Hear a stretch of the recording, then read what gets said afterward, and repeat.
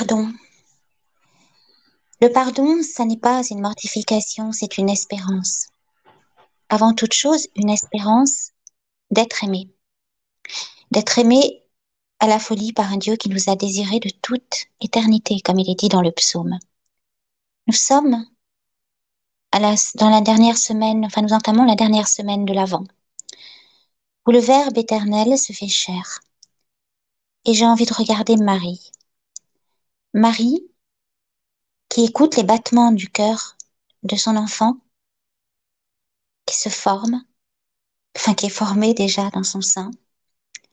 Marie, qui est immaculée, c'est-à-dire, on peut presque le dire, dans une vision presque béatifique de Dieu, tel que nous fûmes dans le jardin de l'Éden. Et puis en face, il y a Jézabel. Il y a Jézabel, Babel, Babylone, la rouge. Certains l'ont appelée la cité. Moi, j'ai envie de dire que Jézabel, en face de Marie, c'est pas la cité des hommes, c'est la cité de l'inhumain. C'est le nouvel ordre mondial, d'une certaine manière. Cet ordre qui se dit nouveau et qui essaie de recycler tous les archaïsmes. Jézabel, c'est le lieu des sacrifices d'enfants. C'est le contre-sacrifice du Christ. Marie Immaculée Conception a déjà vaincu Jézabel. Et nous, pour vaincre ce combat furieux, ce combat de la fin des temps, il n'y a qu'une solution. Ce n'est pas avec notre volonté humaine que nous pouvons gagner ce combat. Ce n'est pas non plus avec notre volonté que nous pouvons demander pardon. C'est de se couler, de se glisser sous le manteau de Marie, mais surtout dans son cœur, immaculé. Parce que si nous nous glissons dans son cœur, nous verrons Dieu par son cœur et dans son cœur. Et nous nous souviendrons. Se souvenir, c'est aimer. Se souvenir, ça n'est pas se souvenir de notre passé. Dans Dieu, il n'y a pas de temps.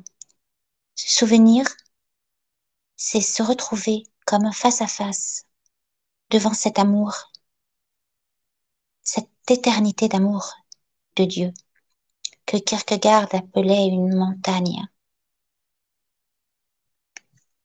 inaccessible presque de cette éternité. Parce qu'il n'y a qu'en Marie,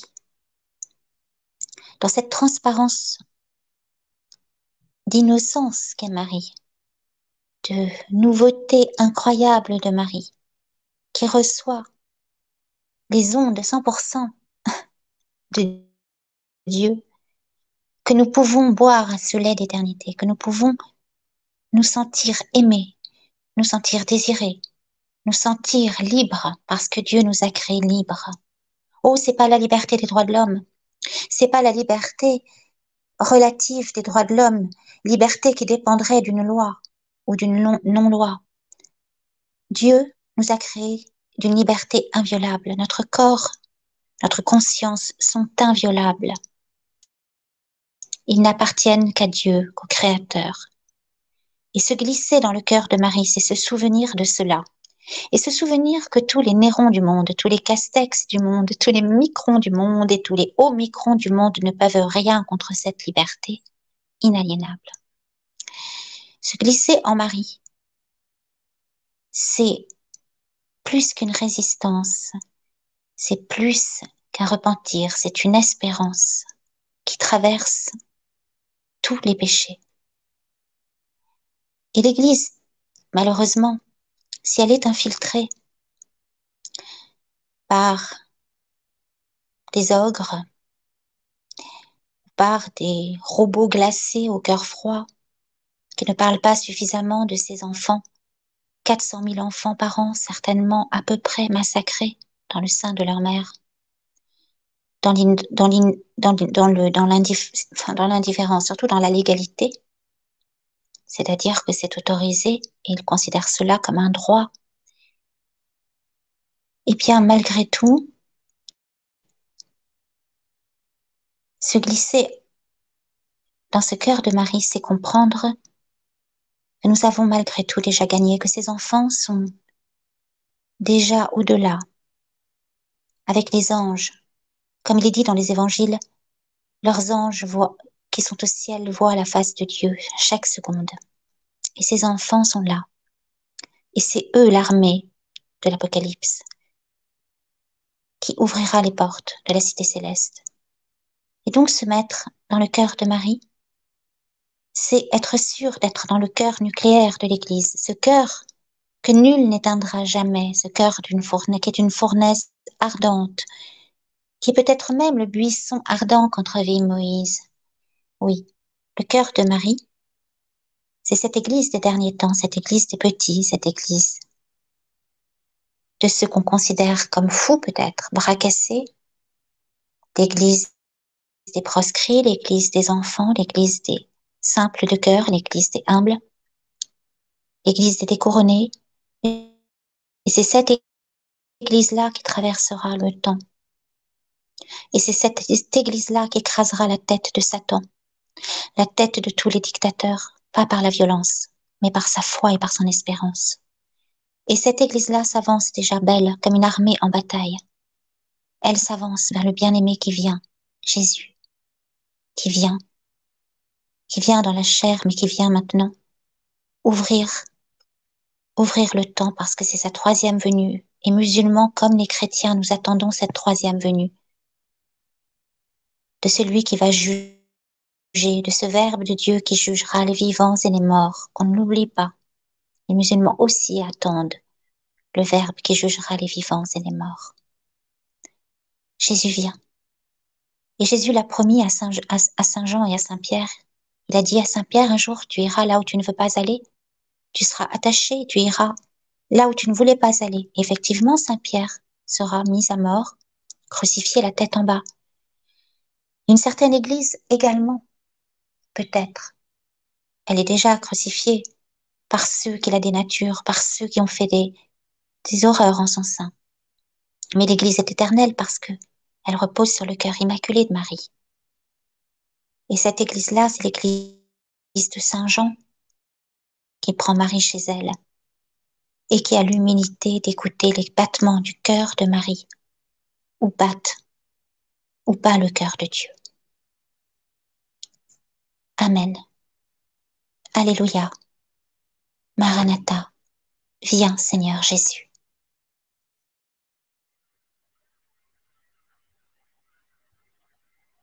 Shalom lach Miriam me'ata chesed Adonai imach Beruchat banashim ubaruch Beri b'pnech Yeshua Miriam HaKedosha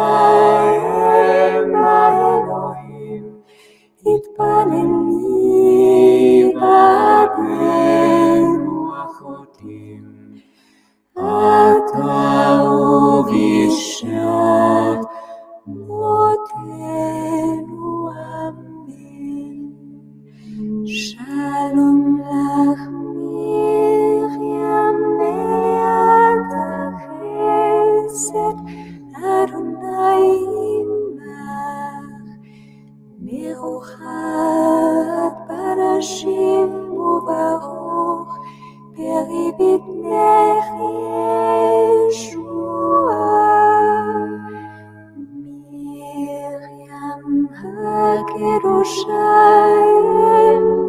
Elohim Itpaleli b'adenu achotim Ata uvishat motenu amen Shalom lach Miriam me'ata chesed Adonai imach Beruchat בנשים וברוך פרי בטנך ישועה. מרים הקדושה אם האלוהים התפללי בעדנו החוטאים, עתה ובישעת מותנו.